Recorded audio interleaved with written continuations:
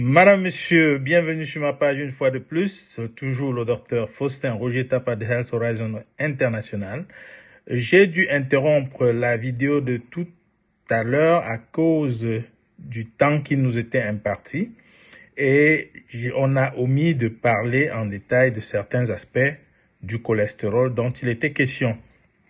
Je reviens donc pour clarifier des notions courantes qui font du cholestérol un mythe dangereux. Est-ce qu'il y a le bon et le mauvais cholestérol? Non. C'est comme si on disait qu'il y a le bon tabac et le mauvais tabac. Il y a un seul tabac. Mais ce tabac peut porter le mauvais côté ou bien le bon côté. Ça ne veut pas dire qu'il y a deux tabacs. Le cholestérol, c'est le cholestérol. Il n'y a pas deux cholestérol. Par contre, les scientifiques qui ont étudié avant le cholestérol ont trouvé qu'il y avait deux transporteurs de cholestérol dans l'organisme. Un qui transportait vers le foie où il était détruit et donc un mécanisme de régulation pour l'organisme qui fabrique le cholestérol.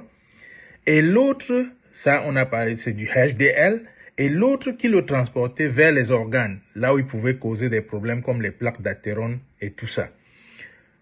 Là on parlait du LDL. Il s'agit donc d'un transporteur qui amène le cholestérol vers là où on détruit, donc qui diminue un peu ce qui est en excès dans l'organisme, et l'autre qui transporte vers les organes, ils vont se déposer pour créer des problèmes. Et du coup, on a parlé du bon cholestérol et du mauvais cholestérol. Mais la réalité, c'est qu'il s'agissait du bon transporteur et du mauvais transporteur. Et dans la réalité scientifique, les deux échangent même les molécules de cholestérol pendant leur fonction. Donc, on ne peut pas parler du bon cholestérol ou du mauvais cholestérol. Le cholestérol, c'est le cholestérol. Ça, je tenais à le clarifier. Et on a parlé tout à l'heure des dangers de la baisse du cholestérol dans l'organisme. Je vous ai dit, quand le taux de cholestérol baisse, le premier qui en souffre, c'est le cerveau. Et vous allez avoir même les troubles mentaux parce que les synapses ne sont plus coordonnées, les troubles de concentration parce que l'activité électrique est diminuée. Vous devez avoir, on évoque même de plus en plus dans les maladies d'Alzheimer.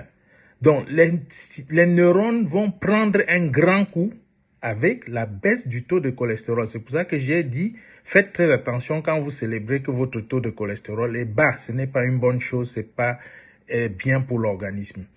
Donc, je tenais à faire ces clarifications et à clarifier également le fait que vous n'avez pas besoin de traiter de prendre un traitement pour le cholestérol.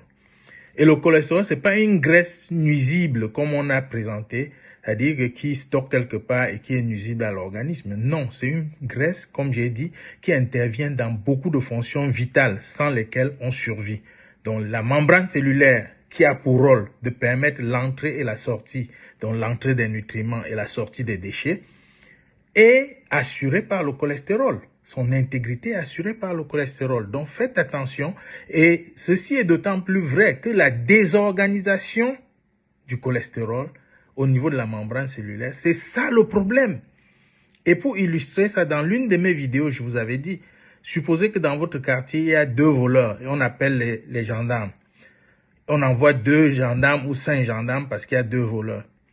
Pendant que les 5 gendarmes arrivent, on dit que il y a encore 5 voleurs qui se sont ajoutés. Et les gendarmes, eux, ils vont demander le renfort. 2 gendarmes auraient résolu le problème sans qu'on s'en rende même compte. C'est de bouche à bouche qu'on aurait su.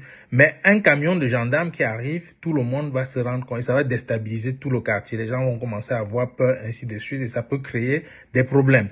C'est ça le cholestérol quand il est désorganisé. Parce que quand il y a une agression au niveau de la membrane cellulaire, le cholestérol accourt en guise de protection. Si c'est temporaire, il repart.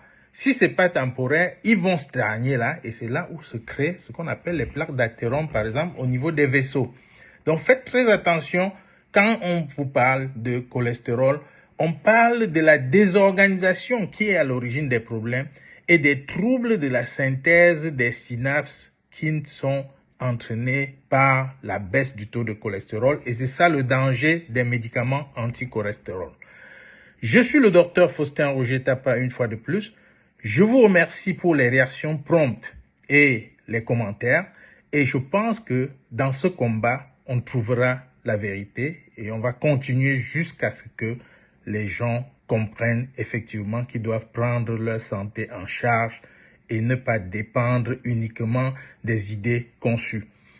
Merci une fois de plus d'avoir suivi et merci de contribuer et à très bientôt. Comme toujours, je dis, n'oubliez pas votre Miraclif. Le Miraclif qui va vous aider à vous maintenir en santé.